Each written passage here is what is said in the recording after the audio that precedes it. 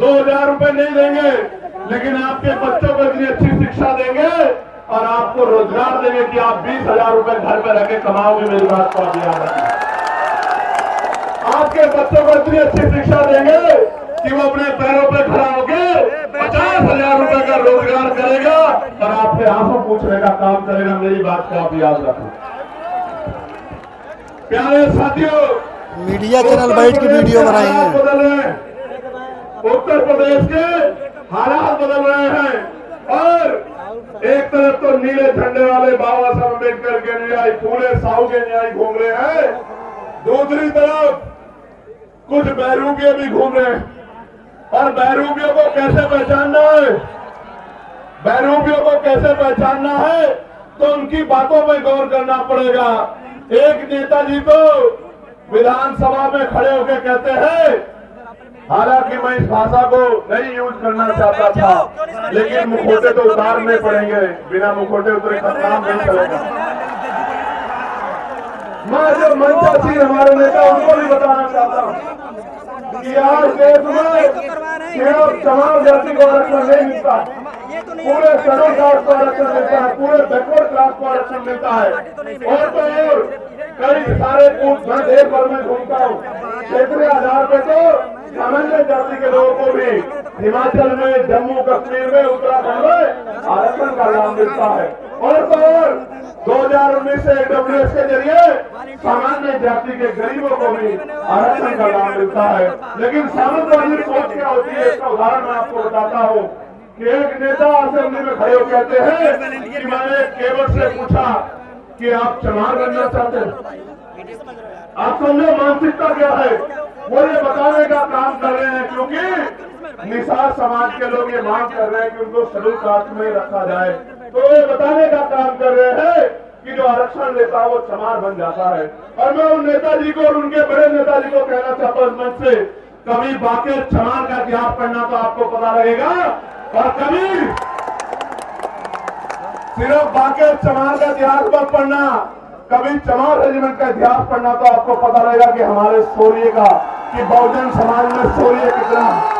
मैं तो बार बार कहता हूं कि बना के देखो, अहिर रेजिमेंट बना दो, गुर्जर रेजिमेंट बना दो, पाल रेजिमेंट बना दो, प्रजापति रेजिमेंट बना दो, निषाद रेजिमेंट बना दो, और देश की सेवा में, देश की रक्षा में मौका दो बहुजन समाज के लोगों को। हम दिखाएंगे देश की रक्षा कैसे होती है।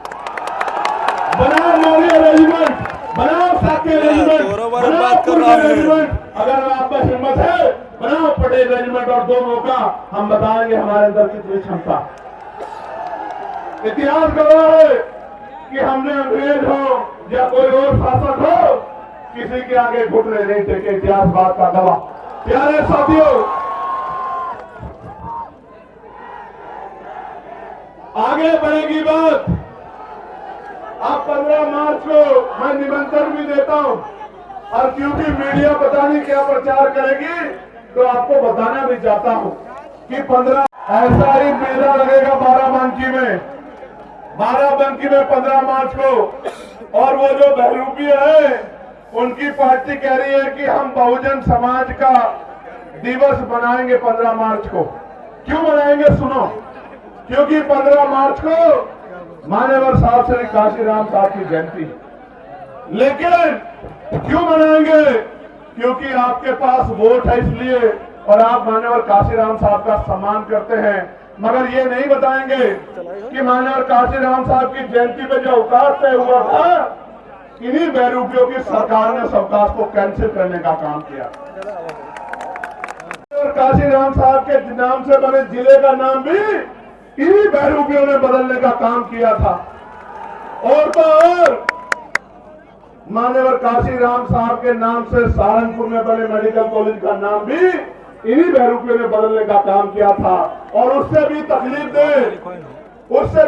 दे प्रमोशन में रिजर्वेशन का बिल भी इन्हीं बहरूपियों के नेताओं ने पार्लियामेंट में फाड़ने का काम किया था, जिसकी वजह से हमारे SC/ST के कर्मचारी अधिकारियों को खून के आंसू रोने पड़े और डिमोशन हमारे लोगों का हुआ। अगर इनकी जगह में होता तो मान्यवर काशीराम साहब का नाम बदलने की बजाय एक और मेडिकल कॉलेज दूसरे महापुरुष के नाम पर बना। इनकी जगह में होता तो प्रमोशन में रिजर्वेशन कैंसिल करता, बिल फाड़ने के बजाय SC ST के साथ OBC के भाइयों को भी प्रमोशन में रिजर्वेशन का लाभ दिलाने का काम करता। और तो और इनका चेहरा कब बेनकाब की करते हैं, लेकिन जब UGC का कानून आया, गाइडलाइन आई, तो ये सब लोग विरोधियों के पक्ष में खड़े हो गए।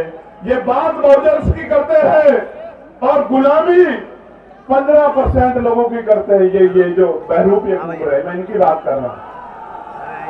अभी आएंगे वो नीला पट्टा पहन के आएंगे, बाबा साहब की बैनर पे तस्वीर लगाएंगे, लेकिन जब आपके बच्चों के भविष्य को यूनिवर्सिटियों में कुचला जाएगा, जब उनकी हत्याएं होंगी, संस्थानिक हत्या, जब रोहित वेमुला, पायल तन्वी, डेल्टा मेघवाल को मारा जाएगा, तो इनके मुंह से एक आवाज नहीं निकलेगी।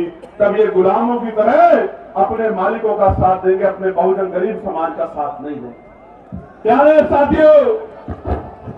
साथियों, आपको भी कमर कसनी है कि अपने बच्चों की हत्या नहीं होने देनी है। और मैं आज इस मंच से कहना चाहता हूं कि UGC की गाइडलाइन तो लागू होकर रहेगी, उनको कोई रोक नहीं सकता है मेरी बात का। क्योंकि मैं कल एक भारतीय जनता पार्टी के वर्तमान सांसद को सुन रहा था और बहुत सही बात कह रहे थे। वो ये कह रहे थे क्योंकि उनको एहसास है कि अगर SC ST OBC का विरोध करेंगे तो MP MLA भी नहीं बन पाएंगे ये लोग।